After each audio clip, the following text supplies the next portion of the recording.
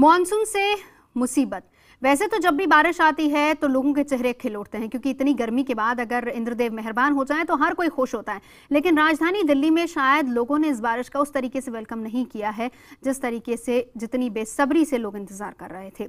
आज का मुद्दा इसी पर है। देश की राजधानी दिल्ली बेहाल है। 2 दिन की बारिश में दिल्ली पानी पानी हो चुकी है। सड़कों पर जहां देखो पानी भरा हुआ है। रात से सुबह तक लगातार हुई बारिश ने एक बार फिर से हमें सोचने के लिए मजबूर कर दिया है कि क्या दिल्ली को हम वर्ल्ड क्लास शहर बनाने का सपना दूर की कौड़ी तो नहीं है। आखिर कौन है दिल्ली की इस हालत का जिम्मेदार? इस पर हम करेंगे विस्तार से चर्चा मुद्दा में, लेकिन पहले बारिश से बेहाल दिल्ली का दर्द देखिए।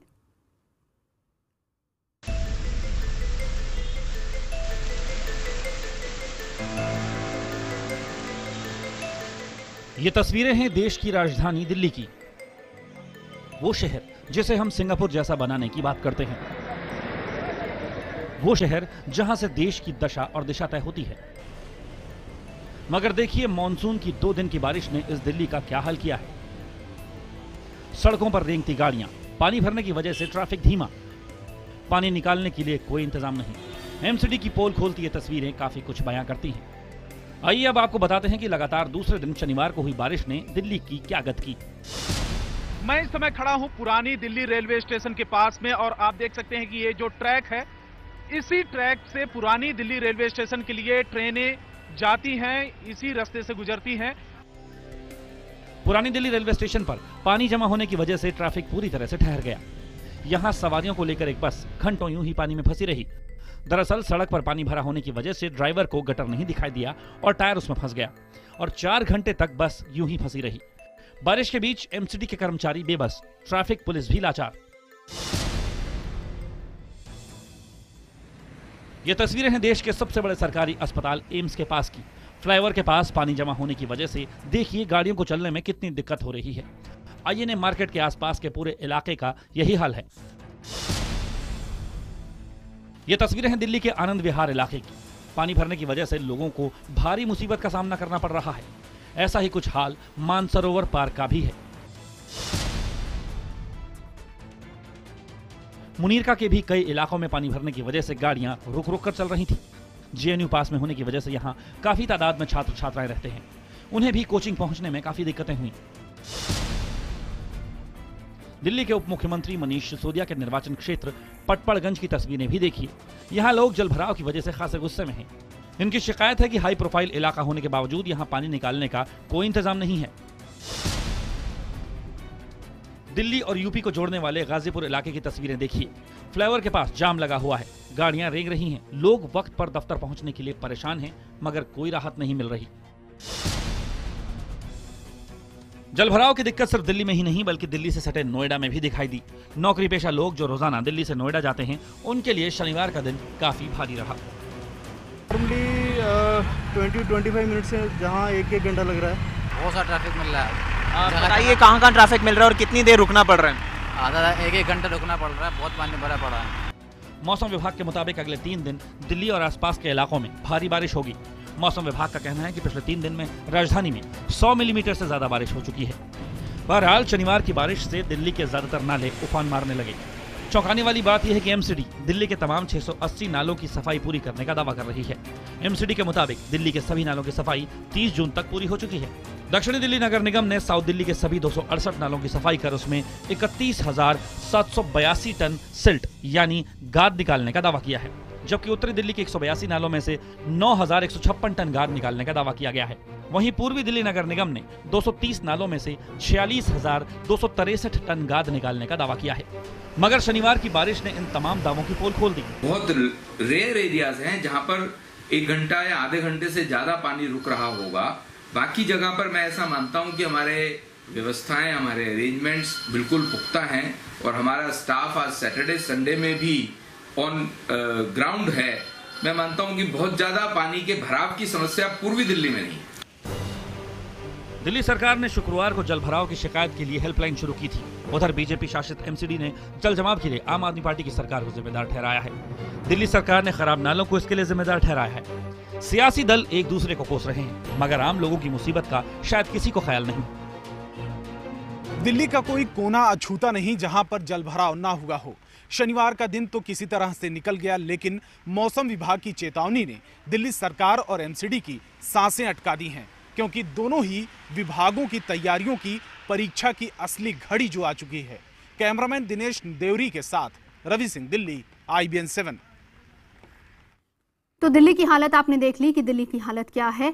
मौसम, मानसून, बारिश, जिसका हम और आप लोग बेसब्री से इंतजार करते हैं, लेकिन जब बारिश होती है तो क्या वाकई हम इस बारिश से सुकून महसूस करते हैं या फिर ये मुसीबत भरी बारिश है? दिल्ली के हालात देखकर तो कम से कम अंदाजा लगाया जा सकता है। बहरहाल इसी मुद्दे पर हमारे सहयोगी रवि सिंह ने बात की उत्तरी दिल्ली के मेयर रविंद्र गुप्ता से। सुनिए क्या कहना है उनका।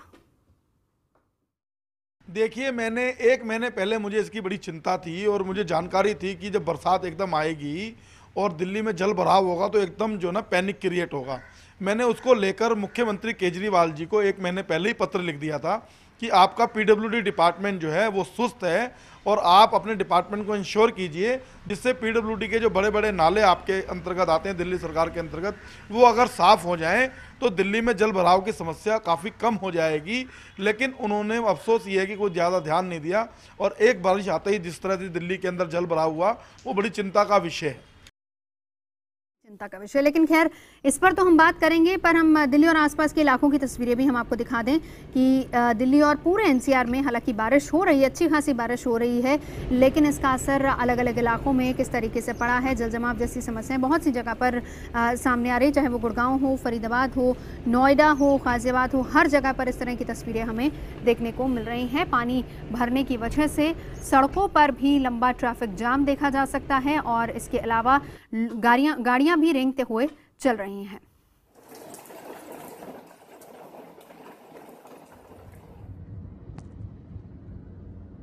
तो दिल्ली को वर्ल्ड क्लास राजधानी बनाने के सपने देखे जा रहे हैं, लेकिन क्या इस तरीके से दिल्ली बनेगी वर्ल्ड क्लास राजधानी? हमारे आज के अहम सवाल जिस पर हम करेंगे चर्चा, दिल्ली में नाले में तब्दील हुई सड़कों का जिम्मेदार आखिर कौन है? दूसरा अहम सवाल यह है कि जल भराव पर एक दूसरे पर क्यों ठीकरा फोड़ते हैं दिल्ली सरकार और MCD? अहम सवाल यह भी है कि करोड़ों खर्च करने के बाद भी पानी निकासी के लिए इंतजाम क्यों नाकाम रहे हैं? और अगर बड़ा घोटाला है इसके पीछे तो फिर इसकी जांच क्या नहीं होनी चाहिए? और एक और सवाल कि ऐसे हालात में दिल्ली कैसे बनेगी वर्ल्ड क्लास राजधानी जिसके सपने दिखाए जाते रहे हैं? चर्चा करेंगे और इन तमाम सवालों का जवाब भी जानने की हम कोशिश करेंगे। खास मेहमान हमारे साथ मौजूद है, परिचय करा देती हूँ। दिल्ली के सफाई कर्मचारी यूनियन के अध्यक्ष राजेंद्र मेवाती जी हमारे साथ मौजूद हैं। दिल्ली से हमारे साथ जुड़ रहे हैं बीजेपी के नेता आशीष सूद। आम आदमी पार्टी की तरफ से विधायक राजेश गुप्ता हमारे साथ हैं। कांग्रेस के प्रवक्ता राजीव त्यागी जी हमारे साथ हैं। हरियाणा के CM मनोहर लाल खट्टर के OSD जवाहर यादव हमारे साथ हैं और टाउन प्लानर RG गुप्ता हमारे साथ मौजूद हैं। सबसे पहले मैं आप ही के पास आना चाहूंगी आशीष सूद जी, ये बताएं कि कौन है इसके लिए जिम्मेदार? क्योंकि MCD, छोटे छोटे नाले, गलियों में पानी भरा हुआ है, आखिर इस तरीके से क्या दिल्ली वर्ल्ड क्लास राजधानी बनेगी? देखिए, स्पष्ट तौर पे अगर मैं कहूं, जो चित्र आपने बार बार जिन बड़ी बड़ी सड़कों पर लंबे लंबे घंटों के जाम आपने दिखाए हैं और अपनी कॉपी में उसके लिए MCD का नाम लिया है, जब 2012 में यूनिफाइड कॉर्पोरेशन।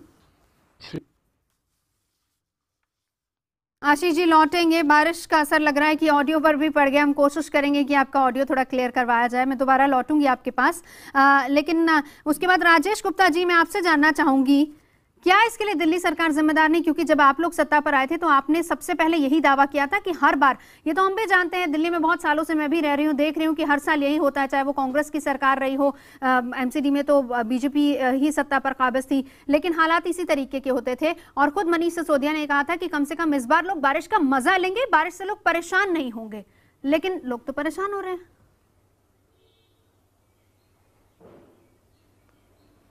नवजोत, आपने बिल्कुल ठीक कहा। जैसा आपने कहा कि ये कोई नई कहानी नहीं है, लगभग हर साल यही हमको देखना पड़ता है कि बार बार दिल्ली की सड़कें पूरी तरीके से जाम हो जाती है पानी से। लेकिन ये कोई, जैसे मैंने कहा और आपने भी कहा, कि कोई नई समस्या नहीं है, और इसे मानने में मैं बिल्कुल भी कोई गुरेज नहीं कर रहा कि दिल्ली का जो पानी निकालने की जो निकासी की जो व्यवस्था है वो पूरी तरीके से फेल होती जा रही है। अब इसके लिए एक शॉर्ट टर्म मेजर्स है जिसके लिए हमने पंप्स लगाए हैं, PWD ने 67 पंप्स लगाए हुए हैं, फ्लड डिपार्टमेंट से अपने पंप्स लगाए हुए हैं जो पूरी तरीके से पानी को फेंकने की कोशिश कर रहे हैं। एमसीडी ने कहा है कि उन्होंने डिसिल्टिंग करी है। जैसे आपने कहा कि ब्लेम गेम होता है, तो मैं वो कम से कम नहीं करना चाहूँगा। मेरा ये कहना है कि सारे के सारे जितने विभाग हैं उन सबको मिलके, चाहे वो एमसीडी हो चाहे वो दिल्ली सरकार के राजेश जी, इसके अंदर, राजेश जी ये अच्छी बात आपने बताई कि आप लोगों ने पंप्स लगाए। राजेश जी ठीक है, आपने पंप लगाए, आपने अच्छी बात बताई कि कहीं अगर पानी इकट्ठा होता है तो कम से कम वो जल्दी से उसकी निकासी हो सके। क्यों नहीं पहले से ही प्लान किया गया? जितने बड़े नाले हैं वो दिल्ली सरकार के अंडर आते हैं, क्या वहां पर डिसिल्टिंग का काम सही तरीके से हुआ या नहीं हुआ? क्या उस पर आपने गौर किया? अगर वही पूरा हुआ होता तो शायद पानी भरता ही नहीं।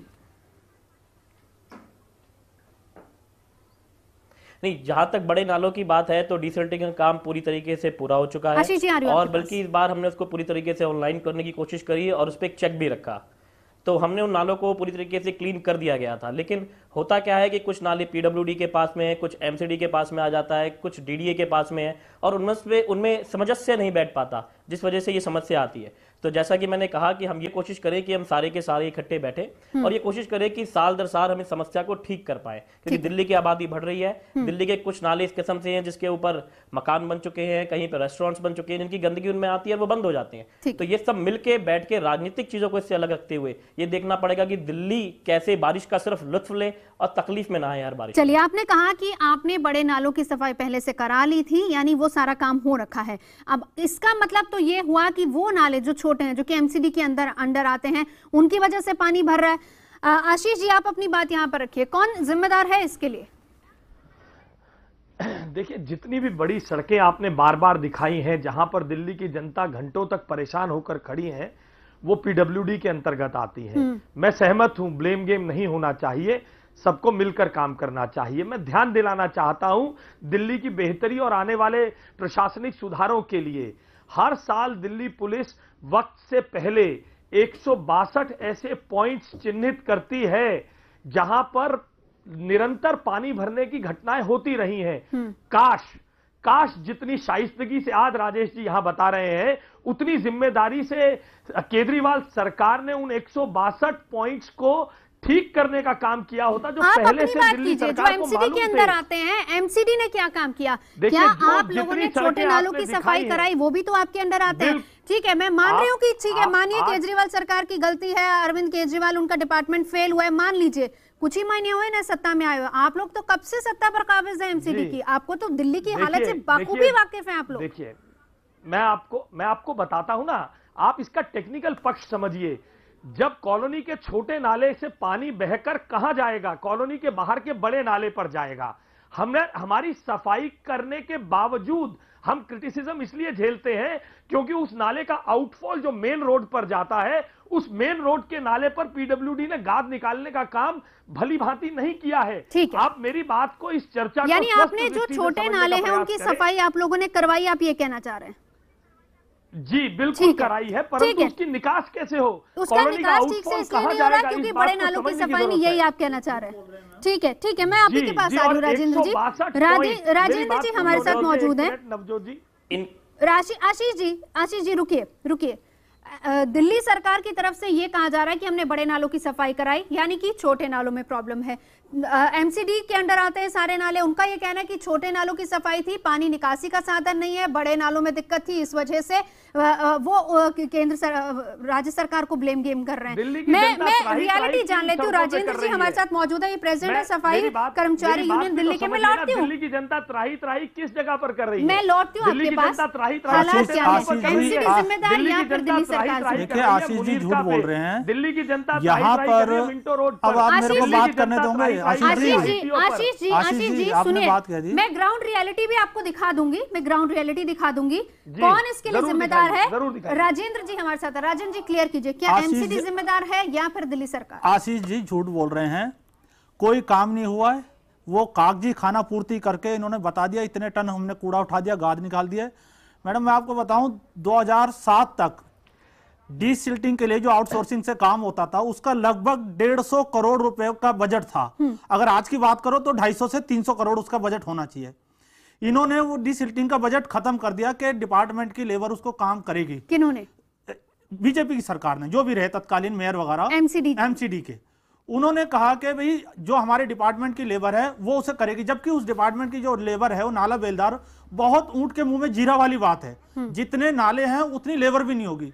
हमारा मानना यह है, जब आपको पता है कि 150 करोड़ लगभग उस वक्त का बजट था, आपने एक भी तो सफाई कर्मचारी नाला बेलदार की भर्ती नहीं की, ठीक है, कोई आपने मशीनरी नहीं खरीदी है। हाँ। तो इस स्थिति में जो 250 से 300 करोड़ का बजट होता है, आज किस मुंह से ये कह सकते हैं कि इन्होंने नालों की सफाई कर दी है? यानी कर्मचारी ही नहीं है, कर्मचारी ही नहीं है, यानी मशीनरी से सफाई नहीं हुई है, सफाई नहीं हुई है, कागजी खाना पूर्ति है। अपने आप को पाक साफ दिखाने की जवाब देना चाहूंगा। जी आशीष जी, जवाब देना चाहूंगा। जी जी, ट्रेड यूनियन के नेता होने के नाते इनको ये मालूम होना चाहिए कि दिल्ली यहां पर भर्ती करने का काम और ये बजट प्रावधान किसको करने हैं। हम बार बार कह रहे हैं, हमने 230 करोड़ रुपए दक्षिणी दिल्ली नगर निगम में इस सैनिटेशन के काम के लिए मांगे। दिल्ली सरकार ने हमको मैं ये कहना चाह रहा हूं आपसे, 140 करोड़ 150 करोड़ रुपए उस वक्त का बजट था, आपने उस बजट को खत्म कर दिया है। शब्दों का जब वो बजट ही नहीं है तो आप काम किस चीज से कराएंगे, जबकि आपने एक भी कर्मचारी नहीं लगाया और एक भी मशीनरी नहीं खरीदी। सफाई कर्मचारियों का प्रतिनिधित्व करते हैं, जी, उनको आप गैर जिम्मेदार बताना चाह रहे हैं। मैं उनकी संख्या बता रहा हूँ। जब उनकी संख्या ही नहीं है तो आप समस्या नहीं बता रहे हैं। जब नाला बेलदार है ही नहीं आपके पास, और उन नाला बेलदारों का काम जो है फ्लोटिंग मटेरियल हटाने का है, ना कि नाले में घुसकर काम करने का। क्या आप उनको सेफ्टी बेल्ट दी हुई है? क्या आपने उनको मास्क दिया है? क्या आपने उनको गमबूट दिया? मालूम है क्या आपने उनको बरसाती भाई हम तो 4 फुट कुछ भी नहीं दिया। मेवाती जी हम तो 4 फुट से छोटे नालों में करते हैं, उसमें कौन सी सेफ्टी बेल्ट चाहिए? 4 फुट से छोटे नाले नहीं, मैं आपको बड़े नाले बता सकता हूं जो 60 फुट के हैं। वो बड़े नाले भी एमसीडी के पास हैं। 60 फुट के नाले भी एमसीडी के पास हैं। आप देखिए सिटी जोन के नाले, उस नाले के अंदर बिना किसी सेफ्टी बेल्ट के सफाई कर्मचारी जो अंदर घुस के काम करता है वो गलत काम करता है। उनके लिए आपने कभी नहीं सोचा है। राजेंद्र जी, आशीष जी, आप केवल और केवल सफाई कर्मचारियों के नाम पर राजनीति करके दिल्ली की जनता को राजनीति कहां से आ रही है? सब नाले बड़ी मैं ये करना चाहूंगी। राजीव जी हमारे साथ मौजूद है। राजीव जी, ये हालत दिल्ली की तब भी थी जब शीला दीक्षित की सरकार थी और उन्होंने ये नारा दिया था कि मैं दिल्ली को एक वर्ल्ड क्लास राजधानी बनाना चाहती हूँ। ठीक है, बहुत कुछ मिला है दिल्ली को, लेकिन फिर भी मॉनसून का मजा दिल्ली की आम जनता नहीं ले पाती है। कारण वजह आप क्या देखते हैं? आप लोग भी सत्ता पर थे, तब आप पर भी यही इल्जाम लगा करते थे। नवजोत जी, देखिए मुझे समय दीजिएगा, मैं 20 मिनट बाद आपके डिबेट में शामिल हो रहा हूं। मैं 3 विषयों पर अपनी बात रखना चाहूंगा। पहला विषय जो आपने कहा कि शीला दीक्षित सरकार ने कहा था कि हम लोग बाग भी दिल्ली की सफाई को लेकर के, दिल्ली के पानी की निकासी को लेकर के एक ब्लूप्रिंट लेकर के उस पर काम करेंगे। हाँ। और आपने स्वीकार किया कि दिल्ली को हमने बदलने का काम किया, दिल्ली का चेहरा बदलने का काम किया, दिल्ली को खूबसूरत और विकसित बनाने का काम किया। लेकिन मैं पूछना चाहूंगा भारतीय जनता पार्टी के अपने मित्रों से, हालांकि भारतीय जनता पार्टी के मित्रों से मुझे बहुत ज्यादा उम्मीद इसलिए नहीं है कि वो बयानवीर हैं और जैसा घर का मुखिया होता है ऐसी सब प्रवक्ता होते चले जाते हैं, तो निश्चित रूप से मोदी जी भी बयानवीर हैं। इसलिए मेरे भारतीय जनता पार्टी के मित्र भी बयान दे करके सिर्फ अपनी इतिश्री कर रहे हैं कार्यों की। मैं ये कहना चाहूंगा, मैं देखिए बीच में मत बोलिए, एक डिबेट को डिबेट की तरह होने दीजिए। मैं ये कहना चाहूंगा, मेवाती जी ने अपनी बात कही, मेवाती जी की बात अगर इनके फेवर में होती तो मेवाती जी बहुत बढ़िया थे। बेसिक चीज ये है कि दिल्ली एक प्ले ग्राउंड बन गया है, दिल्ली एक फुटबॉल का ग्राउंड बन गया है। उसमें एक तरफ मोदी जी हैं, दूसरी तरफ केजरीवाल हैं और दिल्ली की जनता फुटबॉल बन गई है। पर दिल्ली की जनता फुटबॉल तब भी थी जब आपकी सरकार थी। आप लोग की सरकार जब थी तब भी जनता फुटबॉल थी। मैं जवाब दे रहा हूं। देखिए दिल्ली में जो आज के हालात है जल भराव के, उसको दूर करने के लिए 3 डिपार्टमेंट्स का कोऑर्डिनेशन बहुत जरूरी है। मैंने कोऑर्डिनेशन शब्द इस्तेमाल किया है। वो कोऑर्डिनेशन होना चाहिए दिल्ली सरकार का, एमसीडी का और साथ साथ दिल्ली पुलिस का। क्या वो कोऑर्डिनेशन आपको कहीं दिखता है सरकारों का? वो कोऑर्डिनेशन आपको नहीं दिखता। और मैं चैलेंज के साथ कह सकता हूं इस बात को कि अगर केजरीवाल सरकार नहीं चला पा रहे हैं, एमसीडी में बीजेपी नहीं चला पा रही है, तो कांग्रेस पार्टी को दे दे वापस। कांग्रेस पार्टी इस समस्या का समाधान करके और बेहतर तरीके से चला सकती है। कम से कम पिछले 8-9 सालों से तो मैं हर बार देखती हूँ दिल्ली की हालत, और हर बार इस तरह का शो करने के लिए बैठना पड़ता है मुझे जब हम लोगों से बात करते हैं। नवजोत जी, दिल्ली के नागरिक इस बात को जानते हैं, इतनी बदतर स्थिति नहीं थी, पहली बात। चलिए दिल्ली के नागरिकों की बात सुन लेते हैं। मैं नागरिकों की बात सुनवा देती हूँ। राजीव जी, लौटती हूँ आपके पास, जरा नागरिकों की बात सुन लीजिए। लास्ट बात कह, चलिए ठीक।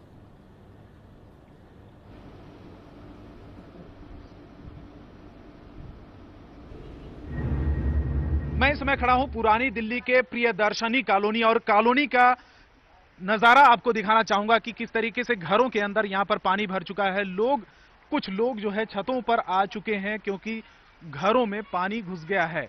ये स्थिति है एमसीडी की कॉलोनी का, सरकारी यह कॉलोनी है और ये है देश की राजधानी का नजारा। ये तस्वीरें आप देख सकते हैं कि कॉलोनी के अंदर घुटनों तक पानी घुस गया है और लोगों का निकलना बेहद मुश्किल हो रहा है। घरों के अंदर भी पानी जा रहा है लगातार, और दावे किए जाते हैं बड़े बड़े पीडब्ल्यूडी की तरफ से और एमसीडी की तरफ से कि सफाई की व्यवस्था की गई है, नालों की सफाई हो चुकी है। लेकिन आपको अब लिए चलते हैं एक घर के अंदर कि किस तरीके से इस कॉलोनी के लोग यहां पर रह रहे हैं, किस स्थिति में रह रहे हैं। यहां पर आप देख सकते हैं कि घर के अंदर का यह सामान किस तरीके से तैर रहा है। मालूम पड़ रहा है कि यहां पर नदी जैसी स्थिति हो चुकी है, पानी काफी भरा हुआ है।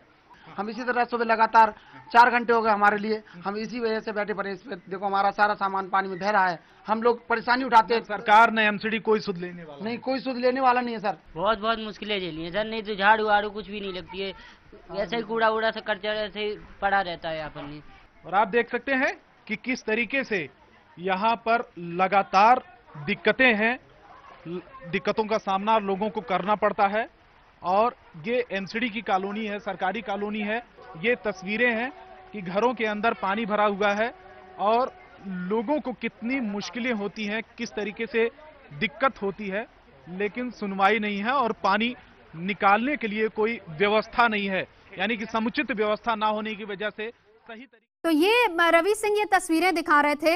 अब ये कांग्रेस, आम आदमी पार्टी और बीजेपी तीनों देख लीजिए। खास तौर पर आशीष, इसका जवाब मैं आपसे चाहूंगी। ये एमसीडी की कॉलोनी है जहां पर लोगों की हालत ये है, जहां पर आपसे कुछ ही देर पहले यहीं पर आपने दावा किया था कि हमने तो ठीक ठाक से काम किया है, लेकिन गलती जो है वो दिल्ली सरकार की, क्योंकि बड़े नालों की सफाई नहीं। मैं लौटूंगी आपके पास इसका जवाब लेने के लिए।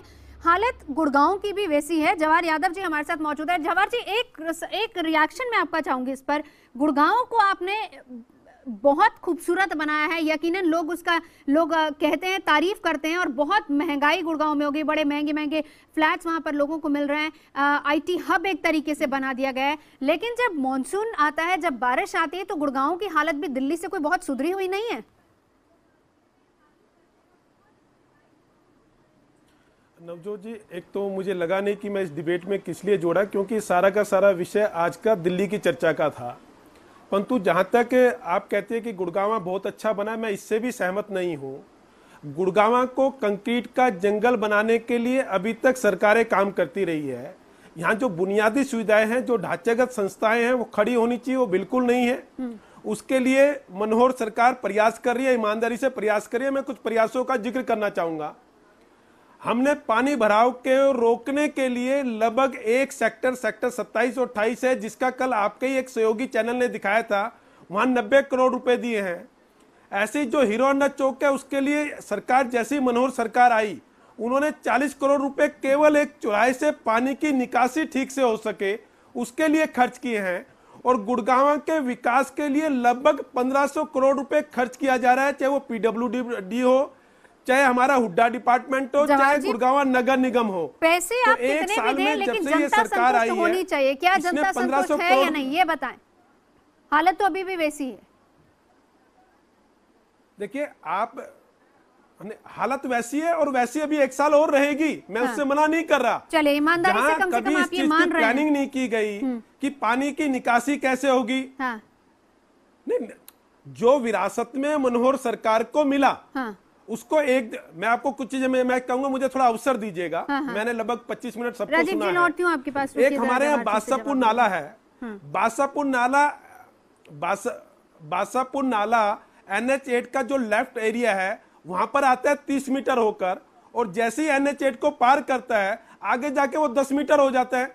कभी किसी ने सोचा ही नहीं कि 30 मीटर का जो पानी आ रहा है और अचानक वो नाला आगे जाके 10 मीटर का हो जाएगा।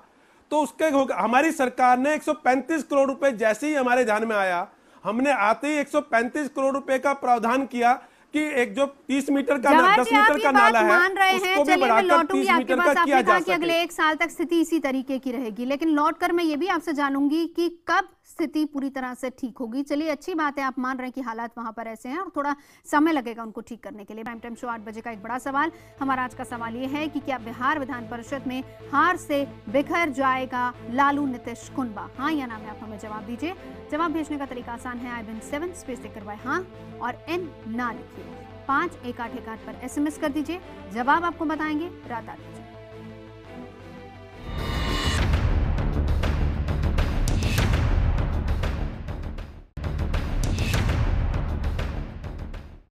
तो दिल्ली में मॉनसून जो है वो मुसीबत बनकर आया है। वजह ये है कि जिस तरीके से चाहे वो दिल्ली सरकार हो या फिर एमसीडी हो, दावे करते हैं कि इस बार साफ सफाई का काम हो गया है, लेकिन दिल्ली की सड़कों की हालत जो है उसे देखकर कम से कम ऐसा नहीं लगता। लोगों की बात की जा रही थी कि कम से कम लोगों को पूछा जाए, लेकिन हालत एमसीडी कॉलोनी की बिल्कुल वैसी ही है। आशीष जी, अब ब्रेक पर जाने से पहले हमने आपको तस्वीरें दिखाई, देखा आपने किस तरीके से लोग परेशान है, बताएं कि इस पर अब आप क्या कहेंगे? नहीं, देखिए, अगर कहीं पर किसी, आपने जिस कॉलोनी का जिक्र किया मैं देख तो नहीं पाया, यहाँ पर जहां मैं हूं यहाँ टेलीविजन उपलब्ध नहीं है, परंतु अगर कहीं ऐसा है तो दुर्भाग्यपूर्ण है, किसी काम में कमी हो सकती है। परंतु इसके साथ टेक्निकल रीजंस को मैं बार बार इस बात को कह रहा हूं कि ये मौका दोष देने का नहीं है। मैं दिल्ली सरकार को कहूं, मैं केजरीवाल गवर्नमेंट को कहूं और वो हमें कहें, सवाल निश्चित रूप से आज ये है, ये एक टेक्निकल कनेक्टेड विषय है। बहुशासकीय निकाय होने के नाते कोई सड़क जब पीडब्ल्यूडी के नाले में जाके किसी कॉलोनी का पानी गिरेगा, अगर उस पानी का निकास नहीं होगा तो कितना ही काम उस कॉलोनी में किया जाए।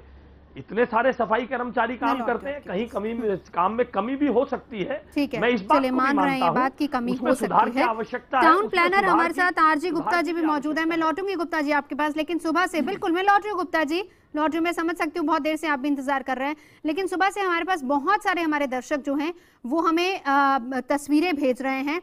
गणेश पालीवाल हैं जिन्होंने दिल्ली की कुछ तस्वीरें हमारे साथ हमें भेजी हैं, जो कि हम उन्हीं के सौजन्य से अपनी टीवी स्क्रीन पर दिखा रहे हैं। और गणेश इस वक्त हमारे साथ फोन लाइन पर भी मौजूद हैं। गणेश, दिल्ली की हालत के लिए कौन जिम्मेदार, आपको क्या लगता है? कोई सवाल आप करना चाहेंगे किसी पार्टी के नेता से?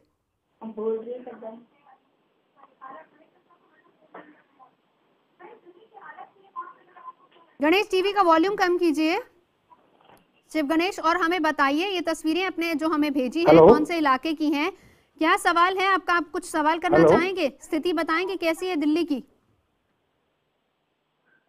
हेलो जी शिव गणेश जी।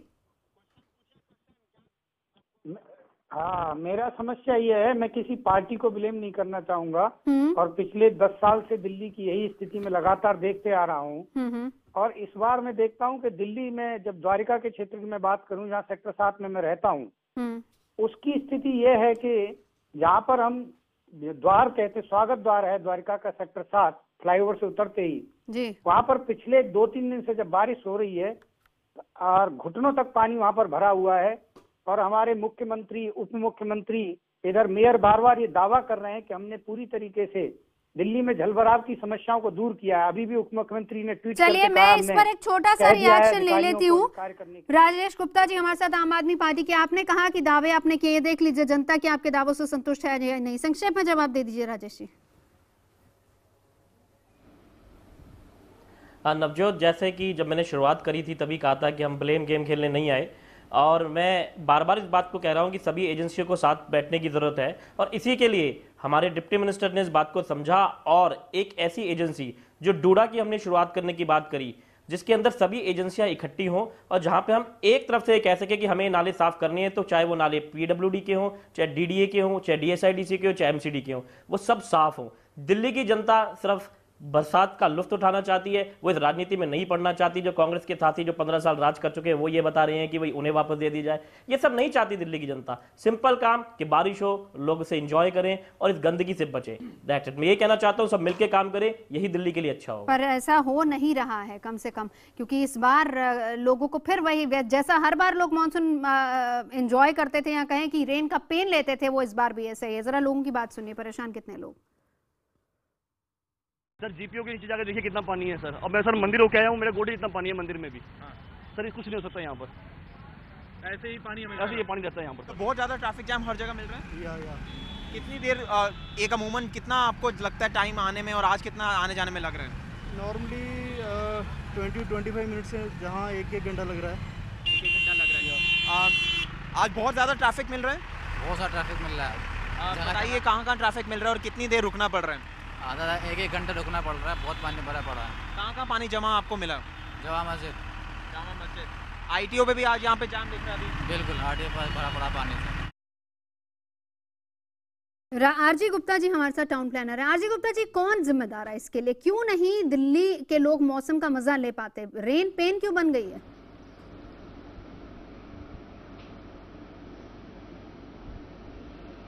आरजी गुप्ता जी, मेरा सवाल आपसे है, टाउन प्लानर हैं जी। नंबर 1, मेरा नाम है आरजी गुप्ता, आरजे गुप्ता नहीं है, नंबर 1। नंबर 2, मैं किसी पॉलिटिकल पार्टी से नहीं, सबके साथ हूं मैं जी। मैं 1965 से दिल्ली का प्लान बनाता हूं। कोई भी आदमी कोई सवाल मुझसे पूछ सकता है। फ्लड के बारे में सबसे पहले फ्लड से बड़े आए थे 1977 में। 1977 के बाद इतना काम यमुना के ऊपर हुआ है कि यमुना पर सब फ्लड डिपेंड करता है यमुना के ऊपर जो है, यानी कि 81 से लेकर 84 तक पुणे में स्टडी कराई हमने नहीं, गवर्नमेंट ने 60 लाख रुपये खर्च किए। एक इतनी अच्छी रिपोर्ट बनी है 1992 में, जिसका मैं डायरेक्टर था, और सबसे पास कराई हमने। इन प्राइम मिनिस्टर ने उस समय के पास कराई रिपोर्ट के बारे में। 2 चीज थी उसके अंदर, ग्राउंड वाटर कैसे बढ़ाया जाए, कैसे पानी सरफेस वाटर को नीचे भेजा जाए, नंबर 1। नंबर 2, कैसे सबको नालों को साफ किया जाए। बहुत डिटेल्स उसके अंदर है, 200-250 पेज की रिपोर्ट्स हैं, सबने देखी भी हैं। मुझे पता नहीं गवर्नमेंट के पास आजकल है या नहीं है। यदि आप उस रिपोर्ट को देखें तो काफी काम उससे कर सकते हैं। नंबर 2, हम जब भी कोई इमरजेंसी सर्विसेज होती हैं, हम एकदम कहते हैं ये हो वो, लेकिन जिससे अर्थक्वेक आया, मैं 7 दिन टीवी पर था, उसके बाद सब चुप हो जाते हैं। फ्लड्स आ गया, 3 दिन बाद सब चुप हो जाएंगे। कंटिन्यूस काम कोई नहीं करता, कोई रिपोर्ट्स का पढ़ता नहीं है, कोई प्लान को देखता नहीं है। यदि हम प्लान को देख के अब काम करें, कोई मुश्किल काम, बिल्कुल भी मुश्किल काम, चैलेंज की बात है, कोई मुश्किल काम नहीं है। यानी कि अगर कंटिन्यूस काम हो तो कम से कम दिल्ली की हालत ऐसी नहीं होगी, आप यही कहना चाहते हैं? बिल्कुल नहीं होगी, बिल्कुल नहीं होगी, बिल्कुल नहीं होगी। ठीक है, और सबको अच्छा लगेगा। हाँ। जिसको चाहे रिपोर्ट आपके आके देखें, मेरे पास में डिटेल्स मेरे पास है, सब कुछ मेरे पास है। somebody has to see and see, somebody has to work। किसी को पता नहीं होता जाता जो है। ठीक है, राजीव जी मैं आपके पास आना चाहूंगी। आप बहुत देर से कुछ कहना चाह रहे थे। टाउन प्लानर्स की भी शिकायत हर बार यही रहती है कि हम जो प्लानिंग करते हैं वो उनसे कुछ राय नहीं ली जाती, उनसे पूछा नहीं जाता, कॉन्टिन्यूस वर्क नहीं होता, जब सर पर पड़ती तभी जाकर काम की शुरुआत होती है। देखिए, मैं नवजोत जी बहुत दावे से एक बात कह सकता हूं, जो विगत 2 साल से हम दिल्ली की स्थिति देख रहे हैं वो पहले इतनी नहीं थी। नहीं राजीव जी, ये बात आप मानिए कि दिल्ली की स्थिति पहले भी ऐसी थी। मैंने खुद सड़कों पर जाकर दिल्ली की हालत देखी है, मैंने रिपोर्टिंग की सड़कों पर जाकर पानी कितना भरा होता है। स्वीकार कर रहा हूँ, देखिए मैं स्वीकार कर रहा हूँ जल भराव की प्रॉब्लम थी, लेकिन इतनी बड़ी प्रॉब्लम इसलिए नहीं थी कि तीनों डिपार्टमेंट्स में, जो मैंने कहा, दिल्ली सरकार में, एमसीडी में और दिल्ली पुलिस में एक समन्वय हुआ करता था, कोऑर्डिनेशन हुआ करता था, जो आम आदमी पार्टी के प्रवक्ता भी कह रहे हैं। तब भी आप लोग बीजेपी और बीजेपी आप पर इल्जाम लगाती थी, तब भी यही हालत थी। बीजेपी का तो काम है इल्जाम लगाने का, लेकिन बीजेपी काम नहीं करेगी क्योंकि उनके पास वादे हैं, इरादे नहीं है, और उनके पास बातें और काम नहीं है। तो ये देख लीजिए, 1.25 साल से हम केंद्र में सरकार भी देख रहे हैं बीजेपी की। लेकिन मैं दूसरी बात दिल्ली के परिप्रेक्ष्य में मैं कहना चाहूंगा, दिल्ली के परिप्रेक्ष्य में अगर आप देखेंगे तो जल भराव की समस्या विगत काफी दिनों से है, इसमें कहीं कोई संशय नहीं है। लेकिन क्या दिल्ली सरकार ने जिस तरह से 525 करोड़ रुपए का ऐड के लिए प्रावधान किया कि हम प्रचार करेंगे अपनी योजनाओं का, तो 525 करोड़ में 150-200 करोड़ रुपए एमसीडीज को देने का काम करते, एमसीडी को देकर के उसकी सिल्ट निकलवाते नालों की। मैं देख रहा हूं बहुत सारे संचार के माध्यमों पर, चाहे वो FM रेडियो हो, दिल्ली के एमसीडी कमिश्नर आते हैं, साहब हमने इतनी फिल्ट निकालती है, अपने इतनी गाद निकाल दी है, तो वो गाद निकाल के डाली कहां है वो बता दें। अगर वो नहीं बता पाएंगे तो इसका मतलब कहीं ना कहीं घोटाला इसमें भी हुआ है, जिसकी जांच होनी चाहिए। नंबर 1। नंबर 2 बात मैं कहना चाहूंगा कि प्राकृतिक आपदाओं का इलाज ईश्वर करते हैं, लेकिन राजनीतिक आपदाओं का इलाज जनता करती है चुनाव में। निश्चित रूप से केजरीवाल जी एक राजनीतिक आपदा हैं, जिसकी वजह से दिल्ली के लोग बाग ऐसे दंश को झेलने के लिए मजबूर हैं, जो दिल्ली के लोग बाग दबाव इस टाइम झेल रहे हैं। चलिए, लोग परेशान हैं। मोनिब खान हमारे साथ शाहदरा से इस वक्त मौजूद है। मोनिब, किस तरह के हालात है वहां पर बारिश के बाद, और क्या कोई सवाल है आपका किसी पार्टी से?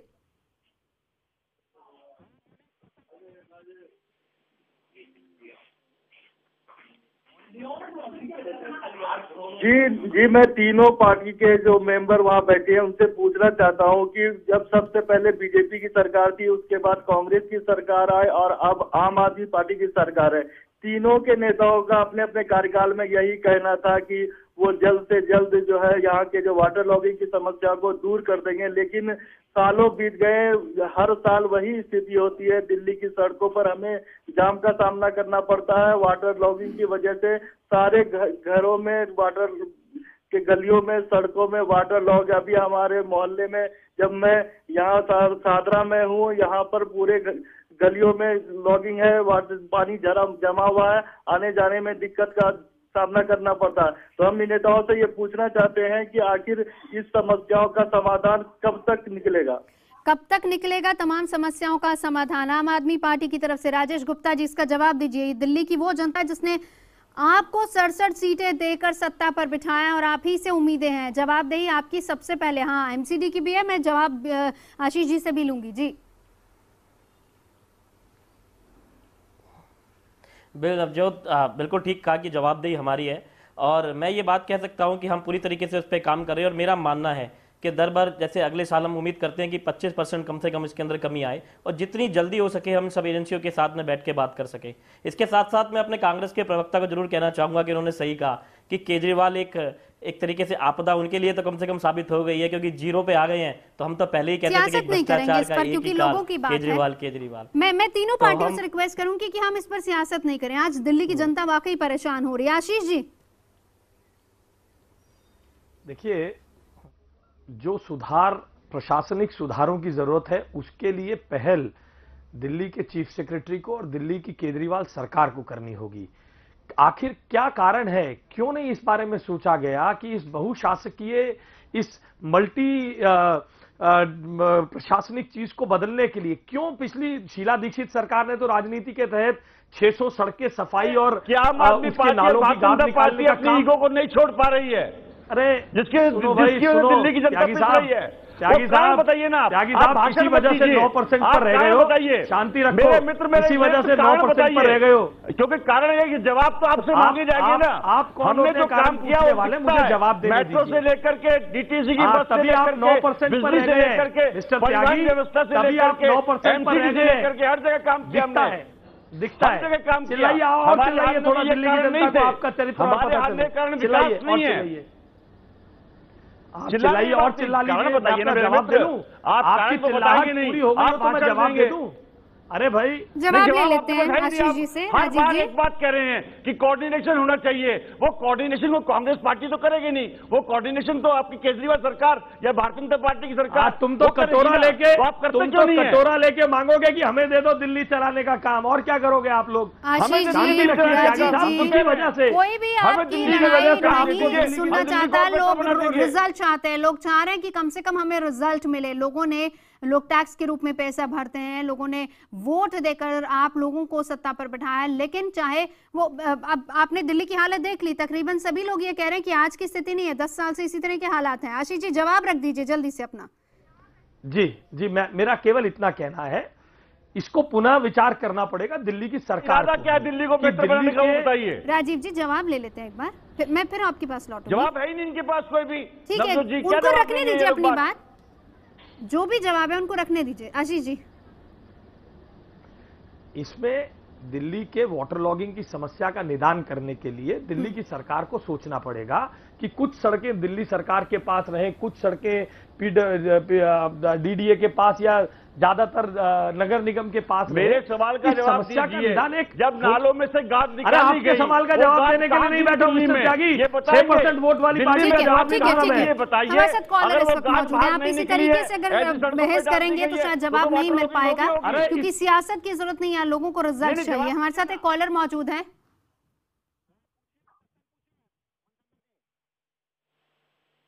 देखिए, मैं पूछना चाहूंगा, अभी पिछले दिनों अखबारों में भी पढ़ा, हरियाणा के कृषि मंत्री गुड़गांव के डिप्टी कमिश्नर को एक मीटिंग में उन्होंने झाड़ा और पानी की निकासी का जो साधन नहीं है गुड़गांव के अंदर, और आज सुबह से बारिश हो रही है और हर लाल बत्ती चौक पर जो है आधे आधे घंटे का जाम लग रहा है। और पिछली सरकार में भी ऐसा ही काम हुआ था, और नई सरकार को जो हमने वोट दिया वो भी हमें लग रहा है कि वोट जो है हमारा खराब गया है। जवाहर जी, इसका जवाब है, ये गुड़गांव का एक निवासी है जो कि जानना चाह रहे हैं कि गुड़गांव की हालत कब सुधरेगी। जवाहर जी,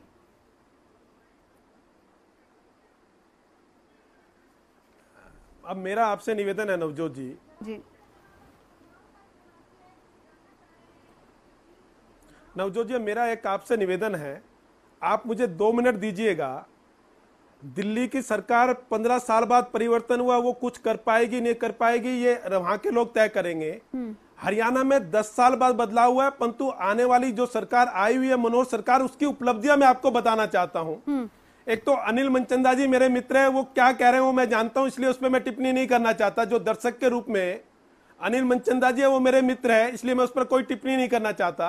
परंतु मैं एक चीज बताना चाहता हूं आपको कि अभी तक आप बहस करें, परंतु मैं सकारात्मक चीजें रखना चाहता हूं। हरियाणा की सरकार ने, मनोहर सरकार ने गुड़गांव में क्या किया है।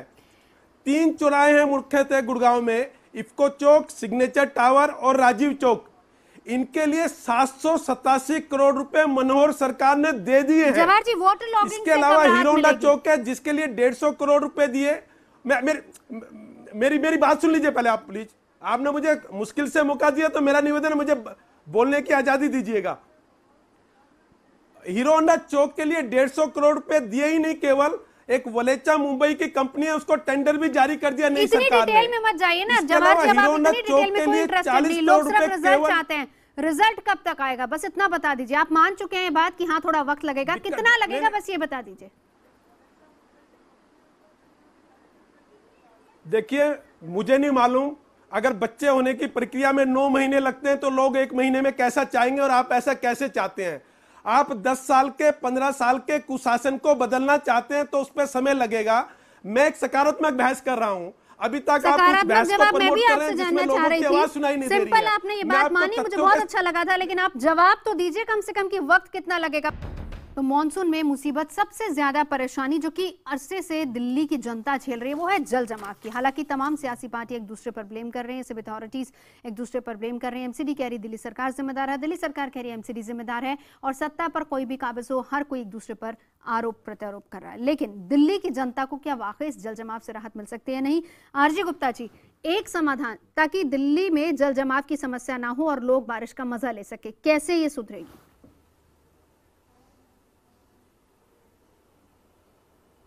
आरजी गुप्ता जी, मेरा सवाल आपसे है। कहा कि सभी एजेंसियां इसमें मिलकर काम करेगी। राजेश जी, मैं आरजी गुप्ता जी से सवाल कर रही थी, टाउन प्लानर है कि मैं लौटूंगी आपके पास। आरजी गुप्ता जी से एक बार एक जवाब ले लेते हैं। चले राजेश जी, आप अपनी बात रखिए। राजेश जी, मैं नवजोत यही कहना चाह रहा था कि जिस तरीके